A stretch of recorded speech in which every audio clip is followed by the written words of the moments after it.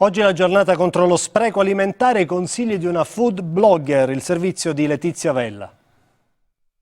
In cucina non si butta via niente. Nella giornata contro lo spreco alimentare, la food blogger Barbara Conti ci fa vedere come si recupera il re della tavola che tutto accompagna, il pane ma raffermo.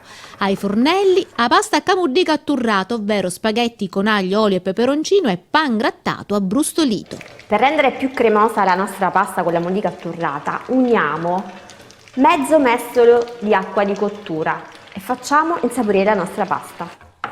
Se vi va potete mettere una spolverata di pecorino sopra, è il nostro ingrediente finale, quello che fa la differenza, la nostra mollica atturrata.